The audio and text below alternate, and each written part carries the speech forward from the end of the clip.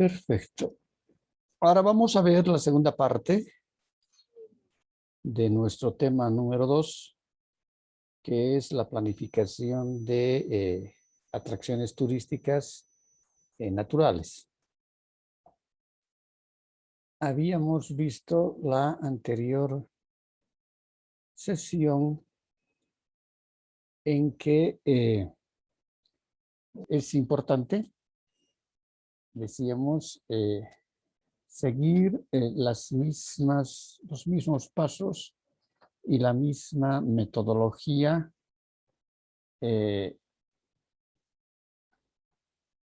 para cualquier tipo de plan, ¿no?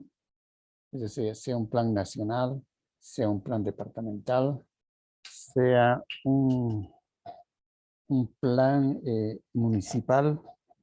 Es decir, la metodología siempre es la misma. Y decíamos, tenemos 3 fases. Los objetivos básicos que están direccionados a la intencionalidad que tiene el Estado para establecer qué tipo de planificación se va a desarrollar, en qué tiempo, costos, profesionales que van a participar, etcétera, para que luego se pueda hacer el estudio de planificación pueda ser licitado. El segundo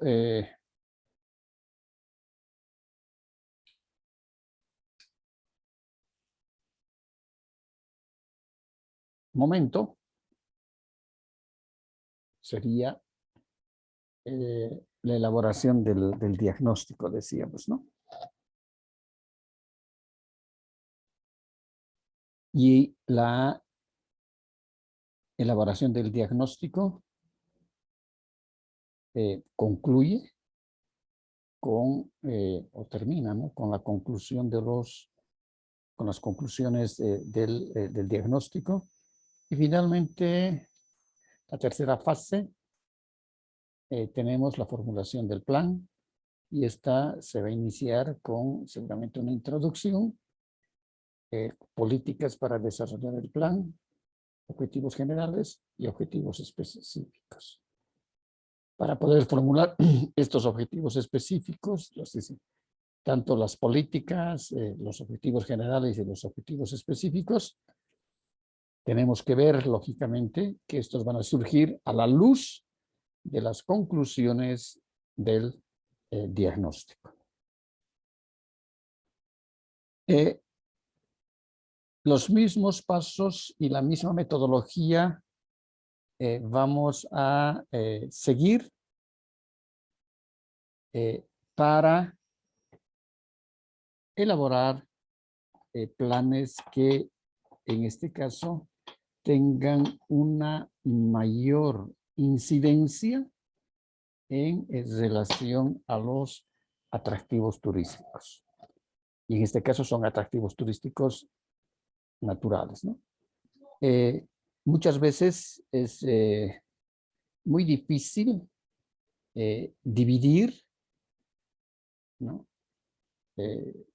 o poder separar los atractivos naturales con los atractivos culturales. Por ejemplo, por más de que estemos elaborando un plan de desarrollo de ecoturismo para una región determinada o para un municipio, muchas veces se van a combinar los recursos turísticos de naturaleza, sean recursos o sean atractivos turísticos de carácter de naturaleza, es decir, la flora, la fauna, la observación de los pájaros, la observación del paisaje,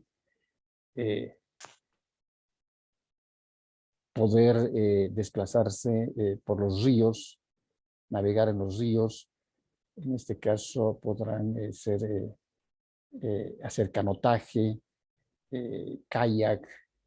Es decir, son actividades que se van a desarrollar en entornos eminentemente naturales. Pero ahí justamente está la habilidad del planificador para poder integrar algunos componentes culturales. Por ejemplo, si esos turistas dentro de la oferta de las actividades en el primer día irán a recorrer una senda ecoturística que tiene 5 kilómetros de caminata, donde se va a poder observar realmente una maravilla de paisajes. Se van a poder observar las características de los bosques, del bosque, las plantas, los humedales. Tal vez haya por ahí algunas aves, un observatorio de aves, observar las aves desde espacios, distancias un poco largas para no ahuyentarlas ni, en este caso,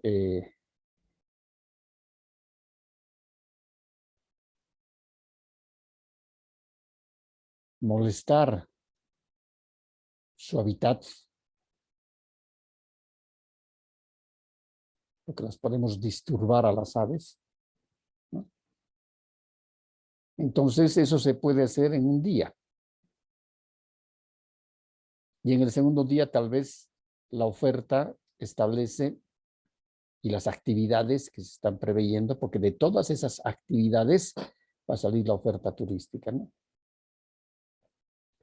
Tal vez visitar una población lugareña. Es decir, que se va a hacer una visita al poblado más próximo dentro de ese destino turístico. Y en el poblado más próximo, tal vez la población con seguridad que va a tener características muy particulares, que pueden ser ciertos grupos étnicos que todavía mantienen su vestimenta, su folclore, sus tradiciones, su forma de vida diaria, ¿no? Y lógicamente que eso también, si es algo novedoso, va a formar parte de la oferta turística, ¿no? Va a ser un atractivo más ir a visitar una población con esas características, donde sus habitantes, por ejemplo, viven o habitan ciertas chozas que están próximas a los manglares o próximas a los humedales. Entonces, la forma misma de vida de esos grupos étnicos, y cuanto menos aculturados estén esos grupos étnicos, lógicamente que va a tener mucho más valor turístico para poder ser apreciados por los turistas, ¿no? En el Chapare, por ejemplo, hace muchos años teníamos grupos étnicos, los yuris y los yuracarés, que inclusive tenían muy poco contacto con la civilización, y con el transcurso de los años han ido ya, en este caso, aculturándose, porque antes andaban con un taparrabos, sus arcos y sus flechas. Y eso ha sido hasta el año 1960, más o menos, en el Chapare, en que hubo una ONG, un organismo no gubernamental que se llamaba Nuevas Tribus, y que estos empezaron a tener contacto con estos grupos étnicos y a manera de alivianar sus enfermedades, etcétera, los fueron aculturando, y ya casi esos grupos desaparecieron, ¿no? Han desaparecido esos grupos. Pero podían haberse mantenido hasta la fecha, entonces podría haber sido un atractivo impresionante, como es el caso en el África, por ejemplo, de los zulus, ¿no? Que todavía andan con sus taparrabos rojos, con sus arcos grandes, sus escudos hechos de madera, etcétera, y que forman parte dentro de los safaris fotográficos que se ofrecen en Kenia, ¿no?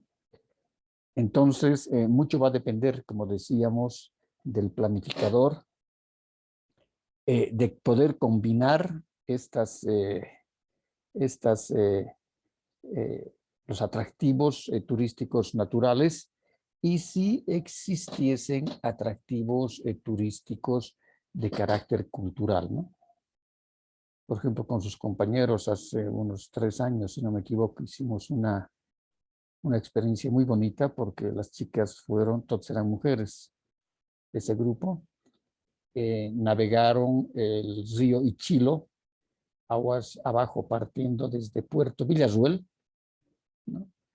Navegaron por casi 8 o 10 horas aguas abajo y llegaron a una población que se llama Miraflores. Entonces, lo que se buscaba era justamente integrar a las poblaciones ribereñas porque están a la ribera del río, en la actividad turística. En ese caso, la comunidad de Miraflores, que son colonos, ¿no? Son chapareños, son colonos, que tienen una diversidad de productos, de plantaciones, plátanos, yuca, después tienen cítricos, etc.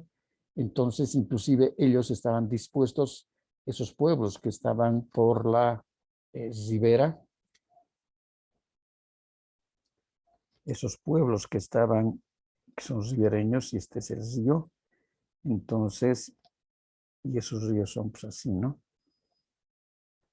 Entonces aquí había un pueblito que decían ellos, o sus representantes, que ellos se iban a incorporar dentro de sus requerimientos, sus necesidades y dentro de su POA anual al municipio que les correspondía, en este caso al municipio de Puerto Villarruel, ellos querían hospedaje.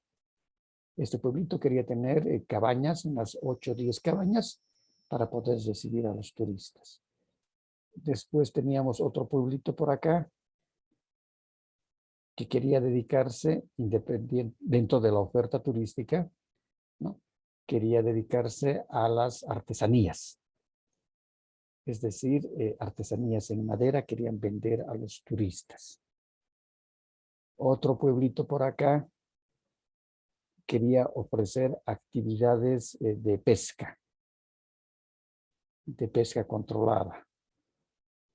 Y había otro pueblito ribereño que quería mostrar a los turistas en un transcurso de unas 5 horas, seguramente será, pues 4 o 5 horas, poder mostrar el desove en la época que permitía de las tortugas, porque ellos habían logrado evitar de que desaparezca esa especie de tortugas, porque los mismos pobladores se comían los huevos de las tortugas cuando desovaban, cuando ponían los huevos las tortugas, eso se llama desovar, desovaban las tortugas, ellos mismos iban a la arena del río, un poquito escarbaban y se llevaban los huevos. Entonces ellos mismos se concientizaron de que no podía ser aquello porque estaban desapareciendo las tortugas.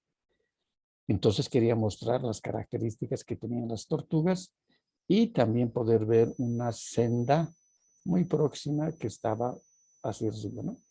Entonces, esta iba a ser una actividad compartida entre disfrutar de atractivos turísticos de carácter cultural y natural, ¿no?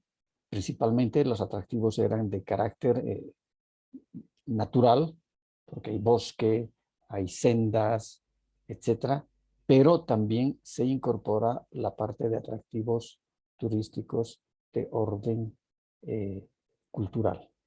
Entonces hay que saber balancear muy bien entre atractivos naturales, atractivos culturales, porque una vez que se ponen en valor estos atractivos, y eso significa que les vamos a, en este caso, por ejemplo, aquí van a estar toda la parte de la parte de hospedaje, ¿no? Y seguramente aquí habrá algunas 1 o 2 actividades más que se puedan hacer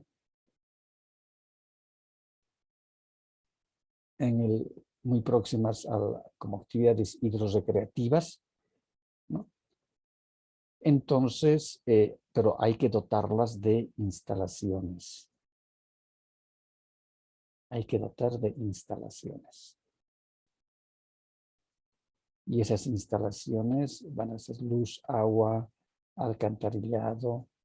Si no hay energía eléctrica, por lo menos seguramente que van a existir un grupo electrógeno o dos grupos electrógenos que van a generar energía eléctrica para el hospedaje, para el restaurante, para la cocina, porque los alimentos se van a echar a perder, ¿no?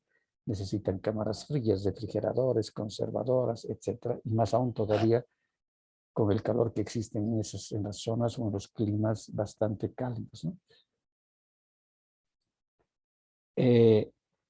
Lo mismo, si aquí vemos que va a ser, este pueblito ha decidido, es decir, ofertar artesanías, entonces hay que crear esa infraestructura necesaria, ¿no? Esas instalaciones que van a ser, en este caso, los talleres de los artesanos, ¿no? Porque al turista lo que le va a interesar es ver en el propio lugar cómo los artesanos trabajan las artesanías. En este caso, para el ejemplo que estamos poniendo de Puerto Villasuel, en el río Aguas Abajo, ¿no? Seguramente que van a crearse talleres donde van a estar ellos tallando la madera y los turistas van a ir a ver cómo trabajan la madera y aparte también seguramente que habrá otro sector, otra cabaña, ¿no? Donde se van a exhibir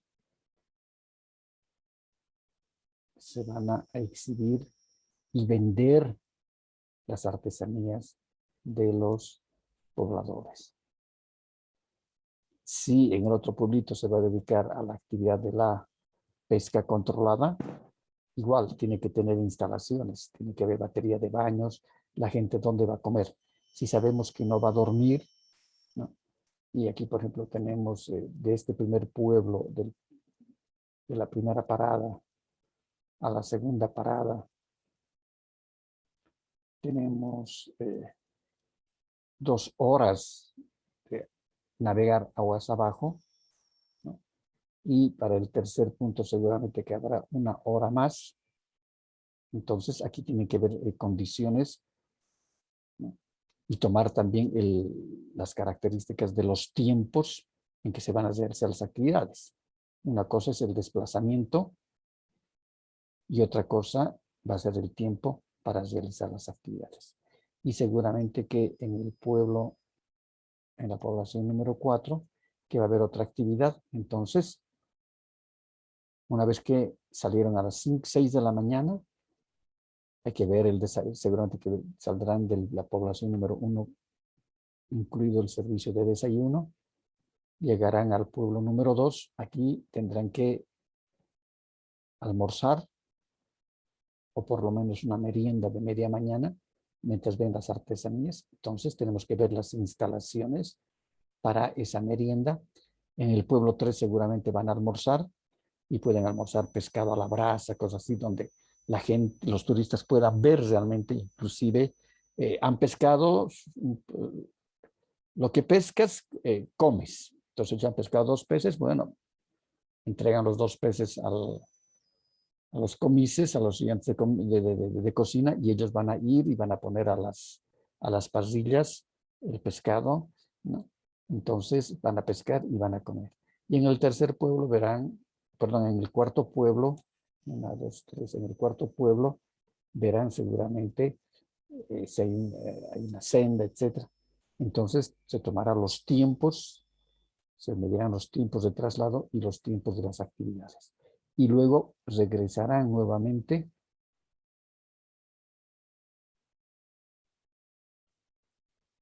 por la misma ruta, ya sin parar, para pernoctar en el pueblo número 1. Ahora, va a depender si estas actividades se las hacen, tal vez en un día puede hacerse cierta parte hasta acá, el primer pernocte, y puede ser otro otras actividades en otras poblaciones ribereñas aguas arriba. En ese caso tuviéramos ya dos pernoctes. A mayor número de pernoctaciones y mayor número de actividades, mayor ingreso económico. Por eso que, ¿tienen preguntas hasta acá?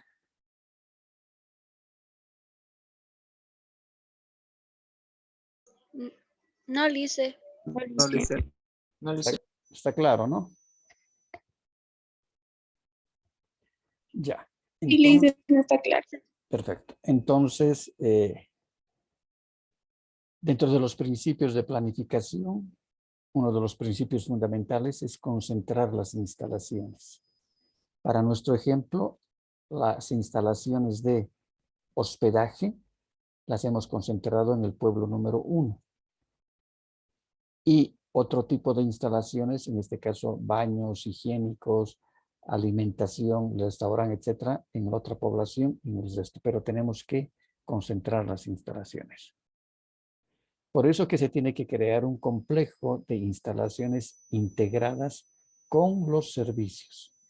Aquí, por ejemplo, aquí hemos integrado las instalaciones. Todo lo que es la parte de hospedaje, van a tener el desayuno, etcétera. 1 o 2 restaurantes. Y lo mismo está ocurriendo en el resto de poblaciones. Estas instalaciones tienen que estar armonizadas con el entorno. Esto significa de que el hotel, por ejemplo, acá en el pueblo 1,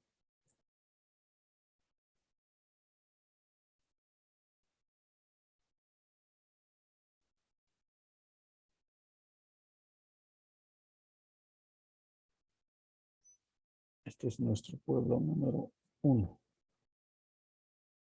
No vamos a construir aquí un edificio de 10 pisos.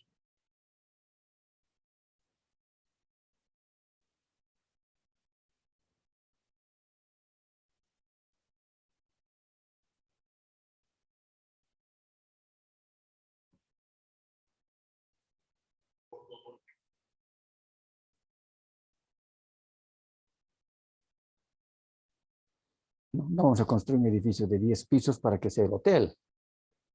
Entonces esto rompería todo el entorno que tiene con ese paisaje, con esa naturaleza, con los árboles, la biodiversidad, las aves, etc. No, entonces esto no se puede hacer.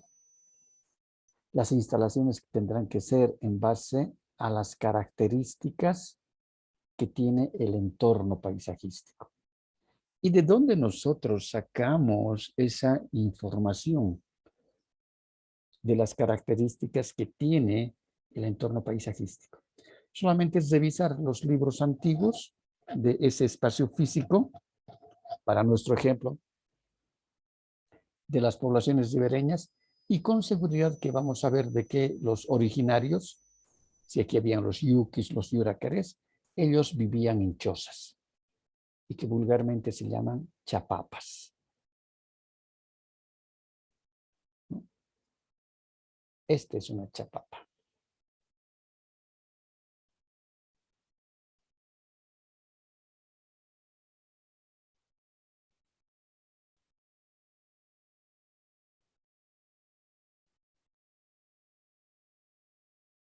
Es decir, es como una mesa con sus 4 patas.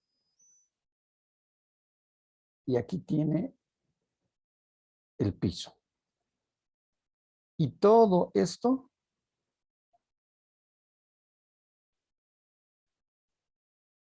todo el techo va a ser de jatata. Y la jatata son las hojas de palmera que se van tejiendo y se van haciendo como cubierta. En vez de utilizar calamina, tejas, van a utilizar jatatas. Y van a ver de que siempre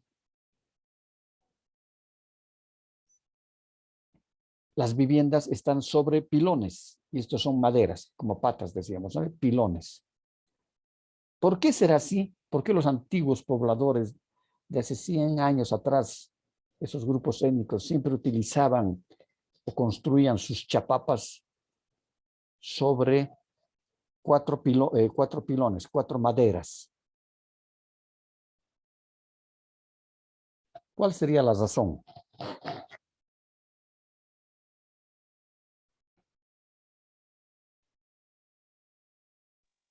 Quizás para evitar a los animales salvajes, no sé. Ya, uno sería justamente para evitar, ¿no? a las alimañas, a los bichos, a las víboras, a los animales, etc.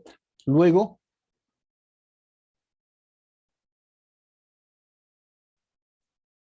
están las hierbitas, están aquí. Luego, ¿para qué más?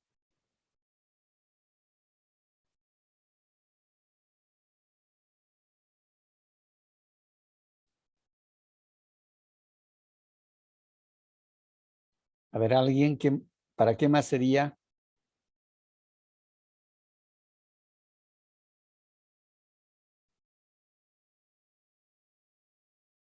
Ya, para evitar de que los animales, los roedores, las víboras puedan subir, es decir, picarlos, etc. ¿Para qué más?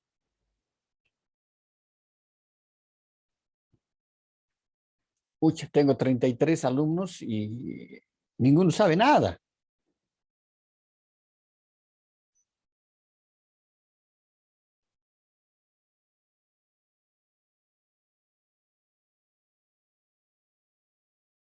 A ver, Marcos, Mamani.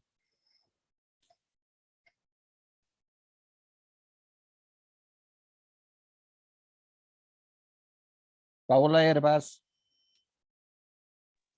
Dice, bueno, puede ser igual si hay alguna fuerte lluvia o lo que sea, por el agua o así. Exactamente, Paola. Es decir, todos estos sectores se anegan. Como los ríos son tan zigzagueados, entonces llueve y los ríos siempre han tendido a rebalsar. Entonces, todos estos sectores se inundan, son inundables. Entonces, tienen estas características. Siempre las construcciones sobre pilones. Entonces, si llega el agua hasta acá, no les va a pasar nada. Y las aguas, cuando se desbordan los ríos, siempre van a traer alimañas. Entonces, ellos están protegidos. Pero si ahora nosotros vemos en el mismo sector y en cualquier sector, es decir, cuando nosotros vamos al Chapare, nosotros vemos, especialmente, no tan, se vemos sí, pero también ha incidido, no en los sectores tan poblados, nosotros vemos una casita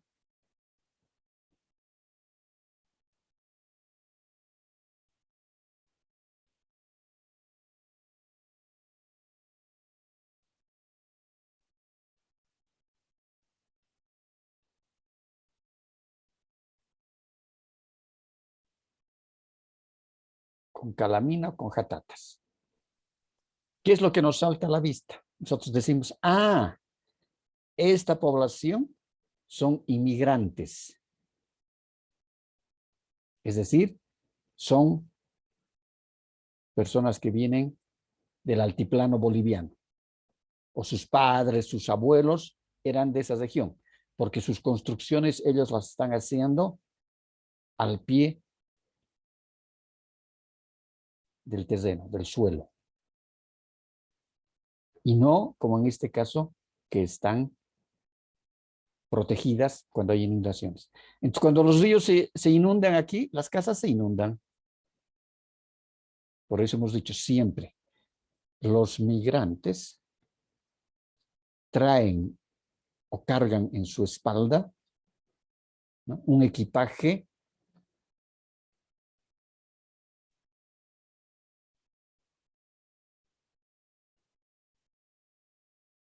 muy grande que es invisible. Y es su cultura, sus tradiciones, su religión, su idioma, etc. En este caso, la gente que viene de las alturas de Oruro, de Potosí, de La Paz, etcétera, que son los relocalizados desde la época de la nacionalización de las minas que les han dado tierras en el Chapare, han construido este tipo de casas. Luego, decíamos, las instalaciones tienen que estar armonizados con el entorno. Crear centros de interpretación y señalización. Es decir, si en este pueblito, por ejemplo, en este sector ribereño, vamos a tener esta senda, la senda tiene que estar interpretada con carteles, ¿no? Unos carteles grandes. Hay toda una metodología para elaborar los carteles, porque aquí tal vez hay árboles que tienen más de 200 años de antigüedad, o son especies únicas en el sector o propias del sector que son especies endémicas. Entonces hay que interpretar estas características. Luego hay que señalizar. Crear centros de visitantes incluyendo tiendas, ventas de souvenir, artículos deportivos, áreas de parqueo y otras, ¿no? Aquí en este caso tenemos un pueblito, ¿no? Donde se van a ver las artesanías, van a observar las artesanías, etc. El hospedaje puede estar fuera o dentro del atractivo. En este caso está dentro del atractivo porque es parte del pueblito, va a ser el hospedaje, que van a ser esas cabañas tipo bungalow, ¿no? O puede también de que si aquí están concentrados los atractivos y las instalaciones, ¿no? Aquí tenemos un atractivo, aquí tenemos otro atractivo, aquí tenemos otro atractivo, aquí tenemos otro atractivo, aquí tenemos otro atractivo y aquí tenemos la población local. Entonces, aquí van a estar las instalaciones, los hoteles, etc. Hemos concentrado las instalaciones y estamos concentrando también los atractivos. Por eso que el hospedaje puede estar fuera o dentro del atractivo. En este caso, si estos son los atractivos, el hospedaje está fuera del atractivo. Si es este otro ejemplo, este ejemplo está dentro del atractivo. El centro de visitantes es próximo a una carretera y debe mantener el entorno paisajístico. En este caso, nosotros hemos visto en nuestro ejemplo en Puerto Villazuel, el centro de visitantes, aquí tenemos, ¿no? En el primer pueblo, está próximo y todo el desarrollo a un río, pero el río es navegable. Entonces hay embarcaciones que van y hay embarcaciones que vienen y que muchas veces no solamente es para el turismo, sino que transportan sus productos agrícolas, transportan ganado, etc. Aquí no hay carretera, aquí hay un río navegable. Y para este caso puede haber aquí un camino, aquí pondremos un camino que está próximo al pueblo y recién habrá que hacer los caminos que estén colindantes y crearlos para los atractivos.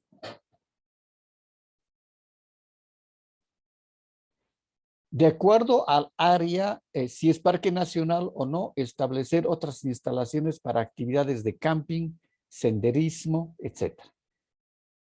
Seguramente que tal vez en el transcurso del recorrido por estos pueblos ribereños, tal vez en el pueblo número 4, ¿no?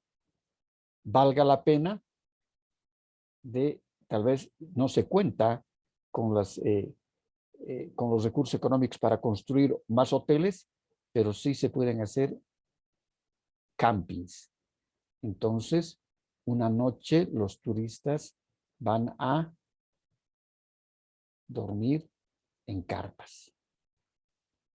Una primera noche se da en hoteles, acá en el hotel, y la segunda noche puede ser en las carpas. Entonces, para luego regresar nuevamente al pueblo número 1, ¿no? Pueden haber camping, pueden haber, aquí hemos visto que hay sendas, senderismos, picnic, etc. El ingreso al parque y sus vías inferiores responden al carácter local, ¿no? Es decir, aquí todo, si este es un área protegida o un parque nacional, entonces todo tiene que estar también armonizado con el medio ambiente. Se tienen que aplicar estrictos controles ambientales, es decir, y aquí hay que ser muy rigurosos. Si la actividad va a ser de ecoturismo en áreas protegidas, entonces medir la capacidad de carga. Eso van a ver ahora en Ecoturismo 2. Hay que medir la capacidad de carga. Luego se tiene que establecer cómo se va a hacer el manejo ambiental, basuras, residuos sólidos, clasificación de las basuras, dónde se van a ir a botar, dónde va a ser el botadero de basuras, las aguas utilizadas de la cocina, de las habitaciones, de las duchas de los huéspedes, de los turistas, dónde se van a ir a depositar. No se van a poder depositar al mismo río, pues el río se va a contaminar. Entonces, tiene que haber estrictos controles ambientales. Las instalaciones de playa, ¿no? Tienen que estar de acuerdo a los de traqueo y a las actividades. Puede ser playas marítimas en el mar o pueden ser también playas en los ríos, ¿no? Tal vez aquí puede haber un sector donde en una de estas poblaciones, en la población 3, tal vez una de las actividades sea poderse bañar en el río. Entonces, seguramente que se han adaptado o hay sectores que son planos, donde hay un poco de arena, donde pueden haber pozas, etcétera, y hay que adaptar y hay que crear también las condiciones necesarias para estas instalaciones. ¿Preguntas? No, Lice. Ya, perfecto. Entonces todo No, está Lice. claro. Muy bien, nos vemos la siguiente clase. Hasta luego, que les vaya bien, cuídense. Hasta luego, Lice. Hasta luego, Lice. Hasta luego. Hasta luego.